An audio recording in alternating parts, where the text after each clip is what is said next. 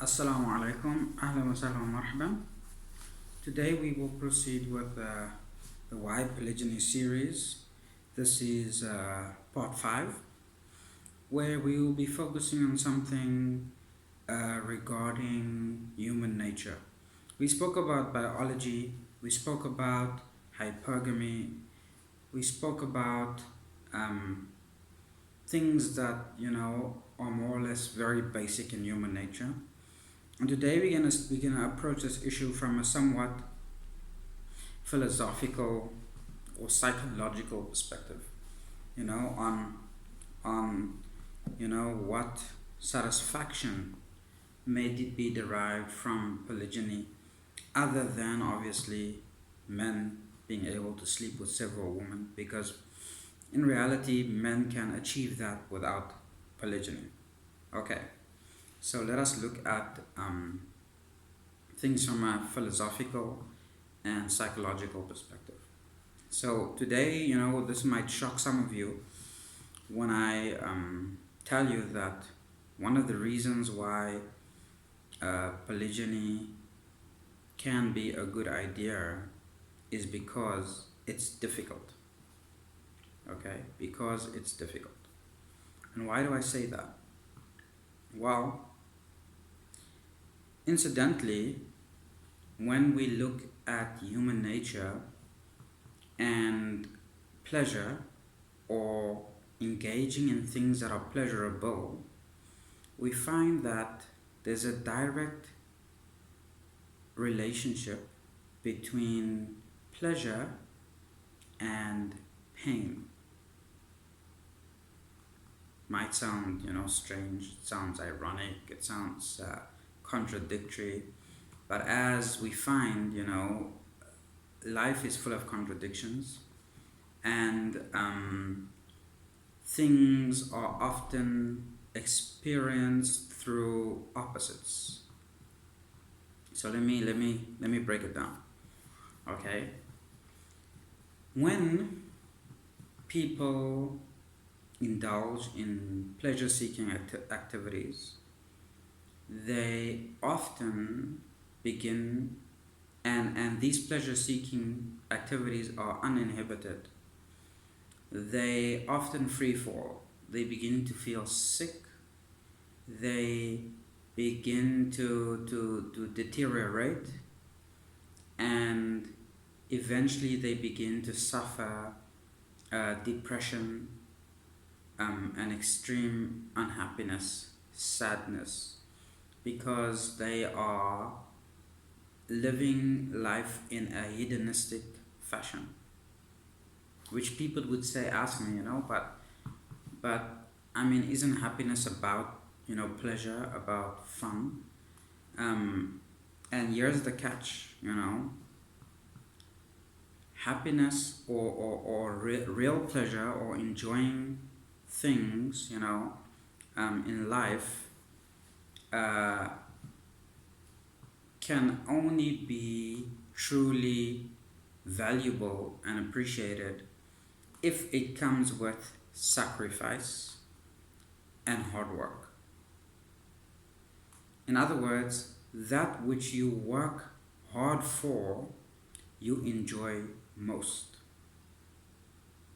Whereas that which you just get without working hard for it, without a sense of responsibility and obligation, becomes, in a sense, meaningless.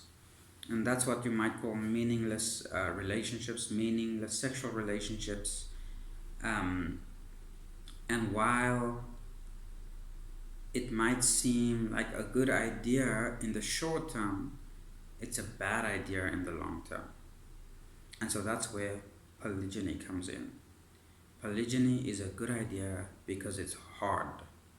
Because polygyny is not casual sex.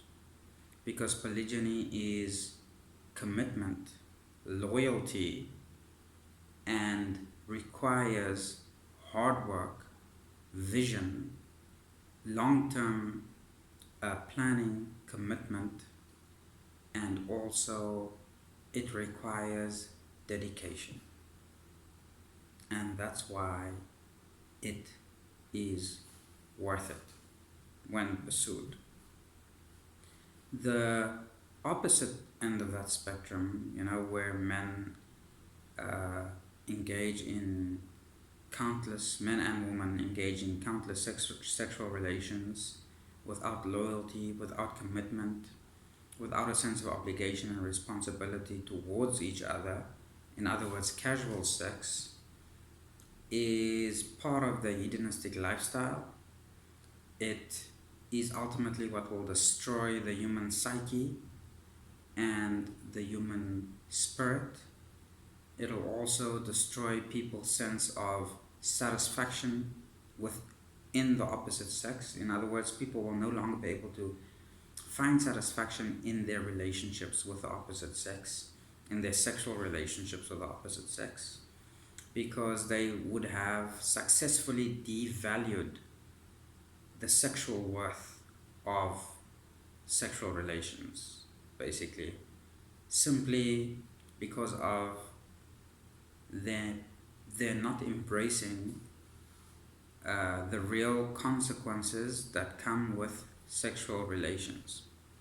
And so I want to introduce a point, while we have taken away some of the natural consequences of sexual relations, in other words, yes, you can have sex with a woman and more or less guarantee that she will not fall pregnant through the proper use of contraception. And yes, you can engage in lots of casual sexual relationships for that reason and not have the responsibility of children. However, there are still consequences to sexual relations beyond that, that relates to the human psyche, and that relates to the human emotions, and most of all, that relates to the human spirituality. Obviously, if you believe that human beings are not just the fleshy selves that constitutes our biology, but that we also have a spiritual existence, that is, we consist of other than just the body, which informs a lot of our being and our well-being, then casual sex is detrimental to that aspect of our being.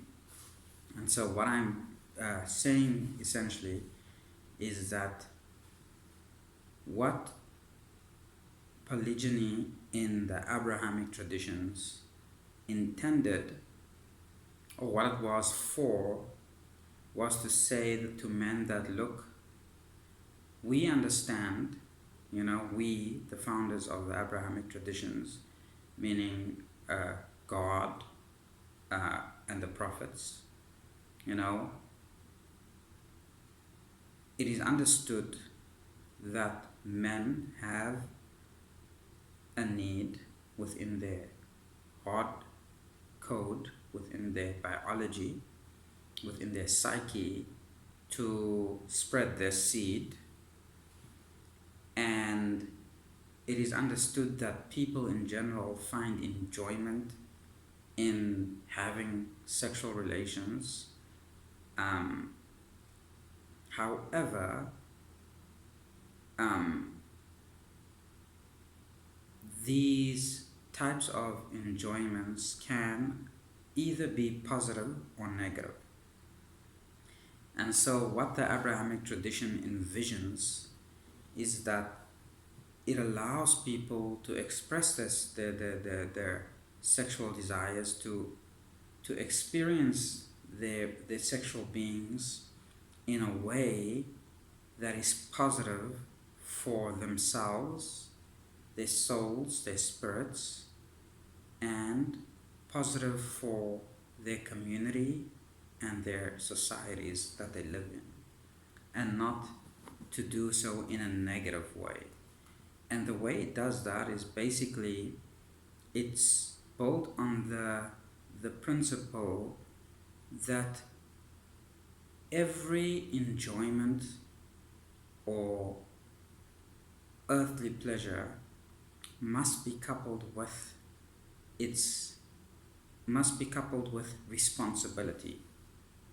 And so one of the greatest pleasures, of course, being sex, is naturally coupled with the greatest responsibilities. That is to make the commitment, to be loyal, to uphold the covenant and trust that commitment entails, and to father the children that come from those commitments to those women, be they several or even if it is one woman.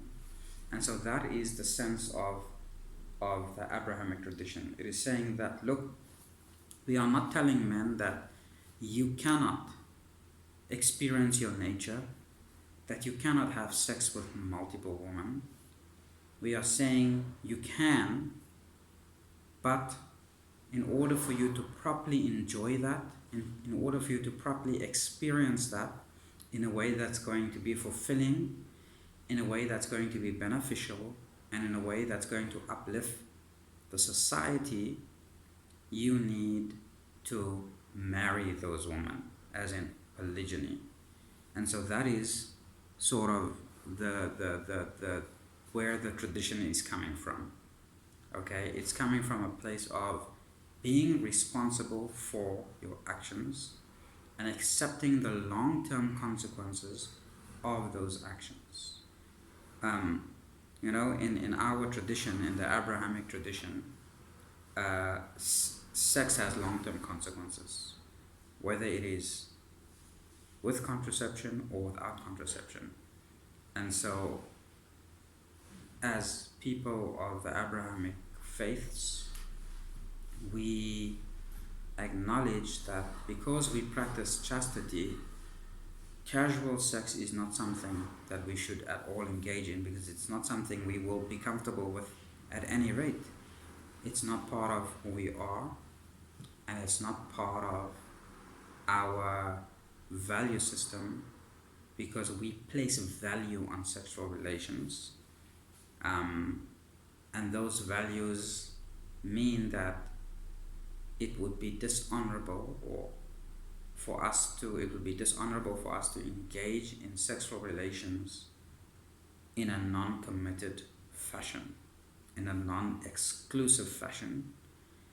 Therefore, when our men seek to have partners or mates, they have to commit to those partners, and they have to be loyal to those partners. And those partners, those women, have to be exclusive in that relationship, meaning they cannot have an open relationship. Those women cannot sleep with other men, because they have to be loyal within that relationship, and that is what we mean by marriage, essentially. So why polygyny?